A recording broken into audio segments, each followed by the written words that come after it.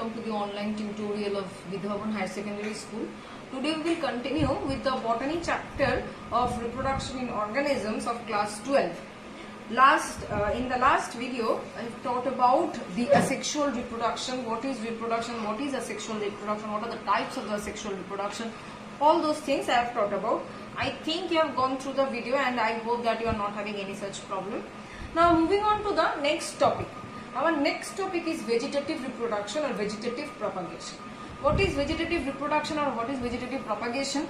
The reproduction that is taking place by the vegetative means or by the vegetative parts of the plants. What are the vegetative parts of the plants? Roots, leaves, stems. These are the vegetative parts. Now a plant has two types of parts. One is vegetative part, another one is reproductive part. Root, stem, leaves, these are the vegetative part. That means it can be eaten as the vegetables. Okay. And what are the reproductive parts? Flowers, or you can say the fruits. Flowers and fruits are the reproductive parts of the plant. So vegetative propagation means the reproduction of the plant which is carried by the vegetative parts of the plant. Those are termed as the vegetative propagation. Now the vegetative propagation is of two types. One is artificial, another one is natural. Artificial means involvement of the man is there, and natural means there is no such involvement of man. It is taking place naturally. So going on to the first type, that is the natural vegetative propagation. So natural vegetative propagation is actually taking place by three ways. What are the three ways? Root, stem and leaves. Root, stem and leaves. So first of all we'll consider this root. That means vegetative propagation taking place by the help of root. So in some plants like dahlia, sweet potato, the taproot or the adventitious roots develop several buds. What are buds? Buds are the young plants. Okay, so they develop several buds.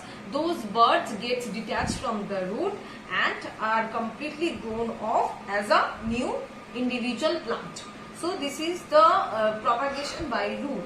Next, coming to the propagation by stem. That is the second part. That is the propagation by stem. Vegetative propagation by stem. Second part is the stem.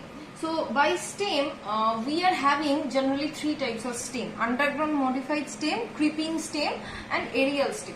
So underground modified stem, that means the stems which are growing under the ground and those are modified. Okay, those are termed as underground stem. One of the example is ginger, okay, potato. These are the examples of underground modified stems. What happens? They create some bulbs or some buds over there, and those buds ultimately develop into a new plant or plantlet. Understood? So these buds of the underground modified stems ultimately grow into a new plant. Now moving to the creeping stem. Creeping stem, creeping. What do you mean by creeping? That means that can crawl. Okay, so there are some stems like runners or suckers. They can creep. That means they can crawl. That means these are actually the plants of just like the aquatic plants. They actually creep on the ground and they produce some adventitious roots from any of the nodes, and these roots ultimately go deep into the soil or into the water, and from there the new plant will arise. So this is the example of the creeping stems. Now moving on to the aerial stems. Aerial stem. So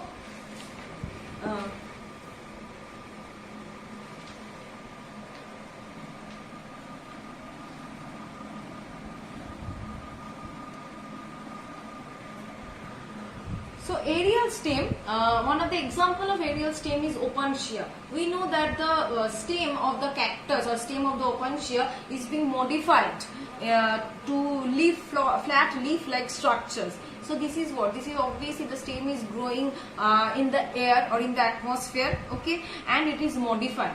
So this is one of the example of the aerial stem. Mangoes, bananas, or other angiosperm plants, they are also having the aerial stem, but this is one of the modified aerial stem. If we cut one portion of the stem of the opuntia and we will place it under the soil and then we will water it or manure it, we can see a new cactus or new opuntia is growing from that stem.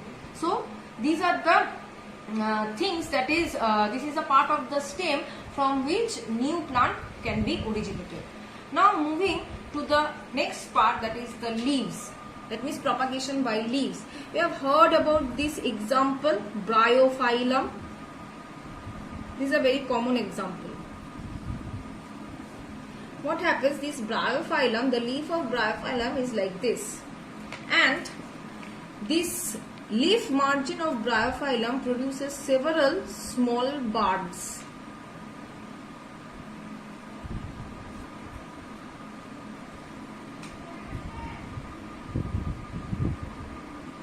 Okay, now what happens, these buds actually grow in size. Okay, and when it is growing in size, it is becoming heavy in weight. The leaf cannot bear its weight, and ultimately these buds will detach from this leaf and will fall off the ground, and new plant will be arising from them. So this is the thing. So this is the process of propagation by the leaves. There is another process of propagation, that is by bulbils or turions.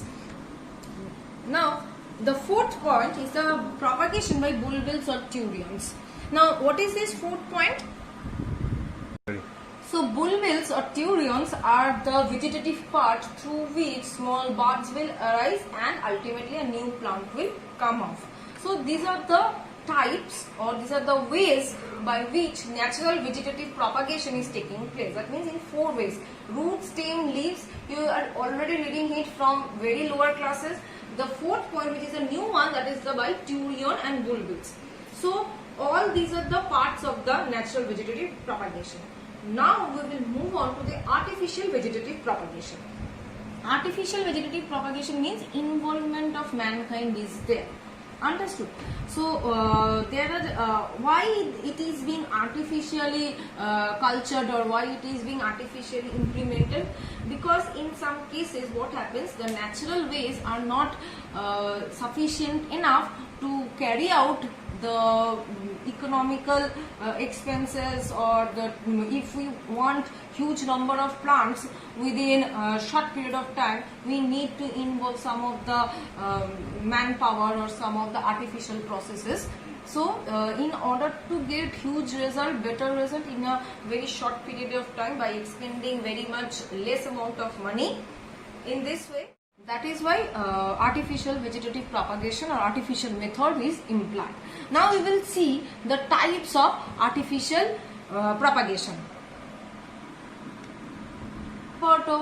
First part of the artificial vegetative propagation is cutting. Cutting means, that means we are cutting any part of the plant. That can be stem, that can be root. So depending on what we are cutting, it is being named as stem cutting, root cutting, leaf cutting. Stem cutting, you just think you are cutting stem of any a particular portion of the stem of any plant, and then you are putting it into the soil, and then you are manuring it, you are watering it, and then a new plant will come out. This is the process of stem cutting. Root cutting, instead of stem, you just think about root. You are cutting the root, pressing it into the soil, new plant is coming up. Leaf cutting, same thing, just replace it with the leaf. Cut the leaf, put it into the soil, new plant will come up. Okay, so these are the 3 types of the cutting. In this process, don't you think that it's very much easy and very much easy to hand? You can do it at any point of time. No, there are various types of manure, fertilization, or next is that different types of hormones are required for the proper growth of the plants. Next, coming to the next process is layering. Layering is mainly of 2 types.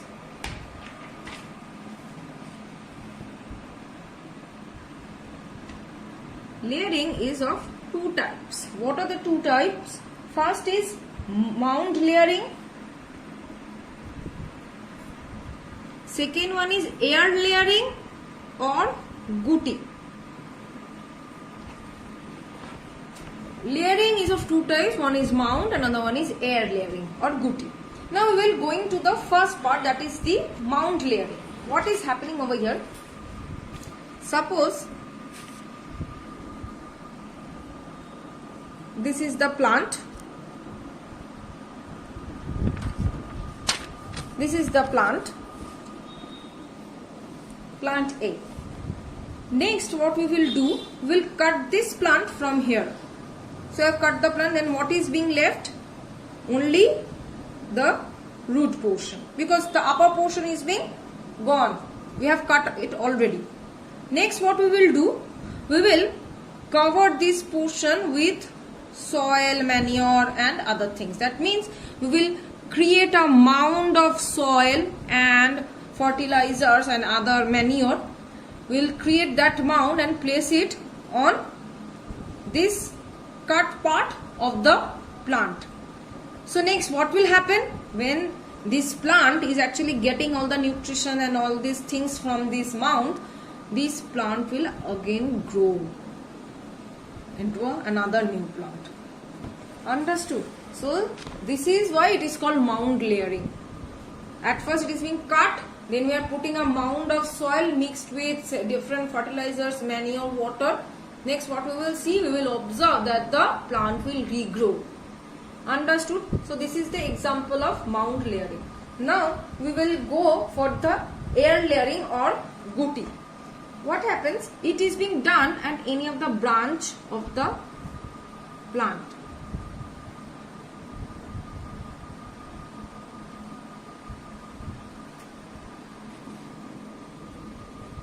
This is the branch of the plant. Okay, so what happens? Suppose at this portion of this branch is being cut. Okay, and what happens? We are using this type of mound over here. That means we are creating this mound over here, and then we are actually completely packing it with some plastic or with some coverings. Now what we will see, that from after some days from this portion roots will come out. So what we will do, we will simply separate this portion and will plant it into the soil and a new plant will come out. Understood? As this process is taking place in the atmosphere or in the air, that is why it is called air layering. So this is the thing. Now there are several types of other layerings as well. Now we will go to in that brief description. The first one is that simple layering. Simple layering. Right. So first of all is the simple layering. Simple layering means that means the branch is being injured or is being pegged at one place. Next coming serpentine layering. Serpentine layering means the branch is being pegged or injured at several places. Next, number 3, trench layering.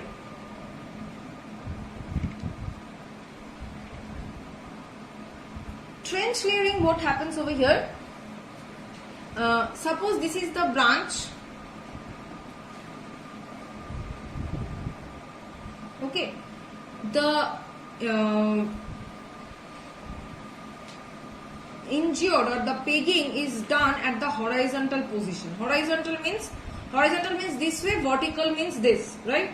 So the injured or the pegging is being done at this horizontal position. When it is being injured at the horizontal position, the roots will develop vertically. If it will being injured in the vertical position, then the roots will not be developed from the vertically, but if it is being injured in the horizontal position, the roots will grow vertically and thus it will produce or help in produce the new plants. Next is that drop layering. Now drop layering is what? There are several plants which can grow or which can produce several branches. Now those type of plants are being inserted deep into the soil so that those branches comes in contact with the soil. Now what will happen? At the base of those branches, the branches are being injured or being pegged. So once these are being pegged, they will produce the roots. Each and every branches will produce the root. Now those branches are being cut off or being separated. Sorry, are being separated and are implanted individually to grow into a new plant. Next is that tip layering. Tip layering, what happens over here? This generally occurs in case of blackberry or raspberry kind of plants. What happens? The stem is being put inside the soil like this, and remaining only the tip portion to come up of the soil.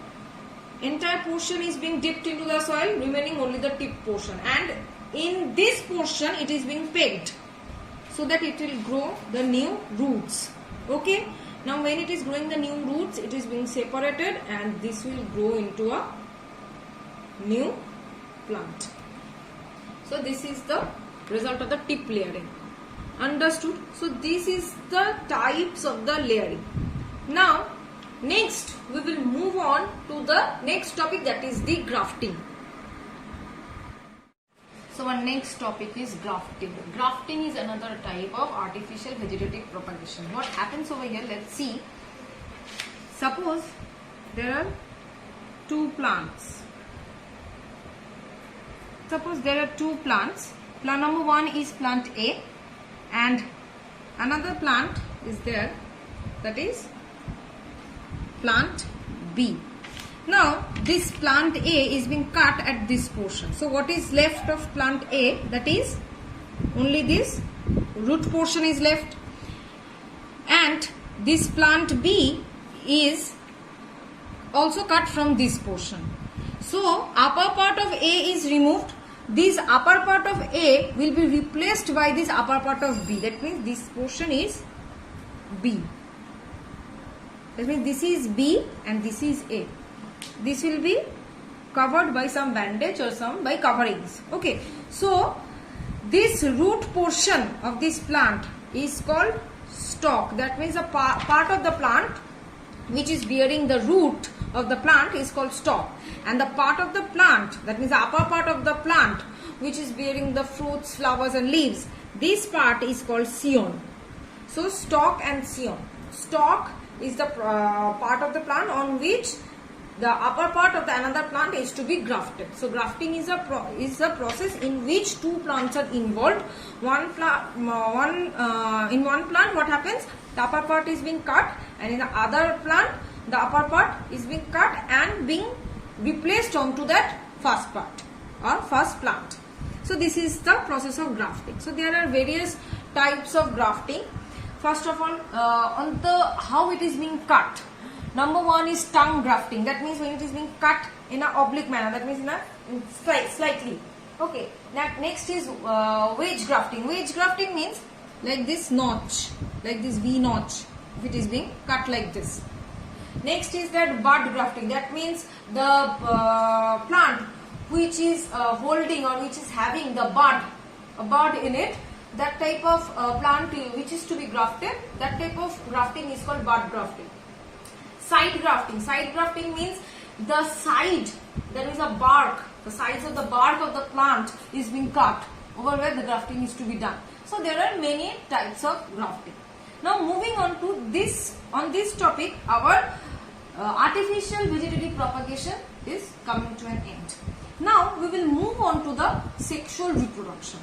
Now sexual reproduction means, that means it will involve the formation of the zygote and involvement of two different gametes. That means one male gamete and one female gamete. So sexual reproduction involves two different gametes, and result is the formation of the zygote. Now this sexual reproduction is of two types. Number one, conjugation. Number two, syngamy. Conjugation is a type of reproduction. First we will move on to this topic, that is conjugation. Conjugation is a type of reproduction in which the two organisms form a tube-like structure towards each other.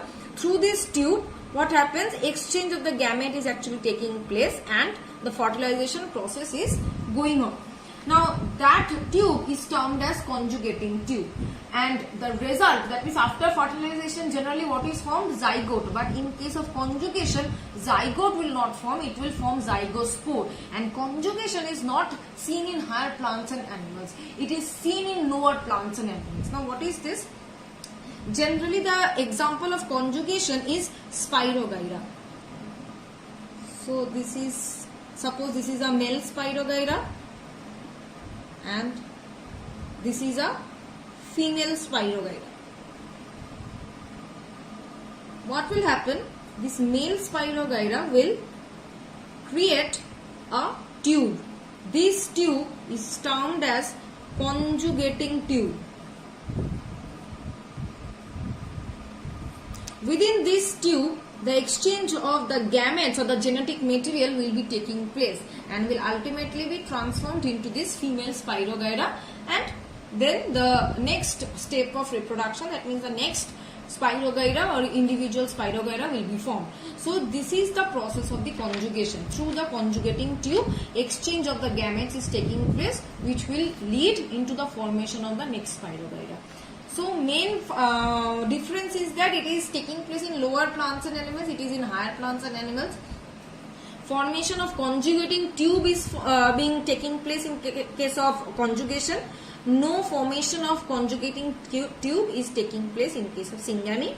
Number 3, zygospore is formed as a result of the fertilization. Over here, zygote is formed as a result of the fertilization. So till this much I guess it is alright. Now moving on to our next topic, that is the syngamy. Syngamy. So syngamy means the process of fusion of the gametes of the two. The syngamy is a type of sexual reproduction in which fusion of two gametes. What are the two gametes? Male gamete and female gamete. The fusion of these two gametes are taking place. Of these two gametes, one of them will be smaller and flagellated, and the another one will be non-flagellated and bigger. Now, what is flagellated? Means bearing a flagella. Now, what is this function of flagella? It helps to move. So, the one which is small and is flagellated, that means it is small in nature and is having the flagella. That means it can move freely. And the ones which are bigger and non-flagellated, that means as they are big and they are not having any flagella, that means locomotory organ is absent, so they cannot move. So, this is the general definition of syngamy, process of fusion of the two different gametes. One is flagellated, another one is non-flagellated, another one is small and another one is big. Now this syngamy again can be of 3 types. What are the 3 types? First type is isogamy, second type oogamy, third type is anisogamy. See, you can see isogamy, oogamy and anisogamy. So these are the general 3 types of syngamy. So next we will move. Now we will go in brief the types of the syngamy. First of all, we will go with the isogamy. Iso means, gamy, the word gamy actually came from the word gammus. Gammus means marriage. Okay, so iso means same. That means the two different gametes, that means the gametes which are coming from two different parents are same in morphological structure and shape. Those are termed as isogamy. Okay, generally any kind of lower organisms or any kind of bacteria or any kind of pteridophyta. Next is that anisogamy. Iso, aniso, just the opposite terms. That means the gametes are not similar in shape and size. That means one of the gametes will be large and the other will be small. The one who is large, it is generally non-motile. That means it cannot move. And the one which is small, it can move. That means it is motile. The smaller gamete is the male gamete and the larger gamete is the female gamete. And this fusion occurs outside the body. That means in case of anisogamy, the fusion of the gametes occurring outside the body. Example, chlamydomonas. Next coming, oogamy. Oogamy is a type which is being seen in higher animals like us. What happens? It is Quite similar with the anisogamy. That means it is also involving two types of different gametes, male and female gamete. The male one is small, flagellated, motile, active, and the female one large, non-flagellated, non-motile, passive. Okay. Now these two gametes will fuse together to form oospore or zygote. That means after post-fertilization process it is. Oospore or zygote will be formed after fertilization, and this fusion of the gamete is actually taking place inside the body. So this is the main difference of aniso and oovo. Understood? Example, human beings or any kind of other higher plants. Another type of syngamy is there, that is hologamy. What happens in case of hologamy? In this case, in case of hologamy, the entire organism starts acting like a gamete. The example is yeast. During unfavorable condition or during certain condition, yeast generally performs asexual reproduction by budding. Okay, but in some cases, what happens? This yeast starts acting as a unicellular gamete, and it involves in the process of sexual reproduction. This is called hologamy. That is, entire organism is acting as a unit of gamete. Next coming, according to the source or according to the place of fusion of gametes, the syngamy is of two types, exogamy and endogamy. Exogamy means, endogamy means the fusion is actually taking within one's body. Okay, just like tapeworm. Tapeworm is a type of organism which is actually bisexual. That means it is having both the male as well as the female reproductive part. As it is having both the male and female reproductive part, that means the tapeworm is not dependent on other tapeworm for the process of the fertilization or for the process of reproduction. It can create its own male and the female gametes which will unite or fertilize within its body and will produce the young tapeworm. So this is the example of endogamy. Exogamy means, that means the gametes should be coming out of one's body and it will enter into some other body for the process of fertilization. Just like us, the sperm is coming out of the body and entering into the female body for the process of fertilization. So this is the exogamy. So this is the total chapter. Here we are ending with the chapter of reproduction in organisms. Next, in our next video, we will carry out with the chapter of sexual reproduction in flowering plants. Till then, you people, please go through the chapter.